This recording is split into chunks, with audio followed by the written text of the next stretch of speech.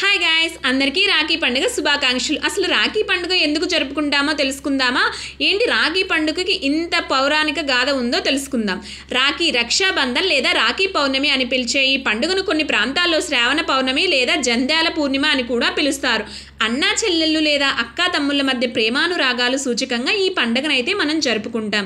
అన్నకు కానీ తమ్ముడికి కానీ ప్రేమ సూచకంగా సోదరి కట్టే రాఖీ అని పిలిచే ఒక పట్టీని కట్టడం ఈ పండుగకు ప్రాధాన్య విశేషం. రాఖీ అనగా రక్షణ బంధం. అది అన్నా చెల్లెళ్ళు అక్కా తమ్ముళ్ళు జరుపుకునే మహోత్తరమైన పండుగ. చెల్లి తన అన్నయ్యకు మహోత్తర శిఖరాలకు ఎదగాలని కోరుకుంటూ అన్నయ్యకు కట్టేదే ఈ రాఖీ. సాధారణంగా జందాన్ని ధరించే వారు ఈ రోజునే పాతది వదిలి కొత్తదాన్ని ధరిస్తారు. ఉపశయనం అని వారు జంధ్యాల పౌర్ణమి రోజు గాయత్రి పూజ చేసి కొత్త యజ్ఞోపవీతాన్ని ధరించి పాతదైతే తీసివేస్తారు. అయితే మనమైతే ఇప్పుడు ద్రౌపది శ్రీకృష్ణులకి అసలు ఈ రాఖీ పండుగ విశిష్టత ఏమిటో తెలుసుకుందాం. ఇతిహాసాల ప్రకారం చూస్తే ద్రౌపది శ్రీకృష్ణుల అన్నా చెల్లెళ్ళ అనుబంధం అత్యంత గొప్ప అనుబంధంగా కనిపిస్తుంది.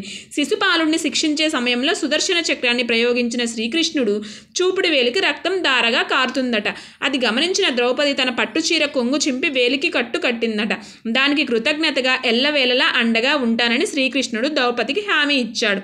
అందుకు ప్రతీకగా దుశ్శాసన్ని దురాగతం నుండి ఆమెను కాపాడుతాడు. Please subscribe.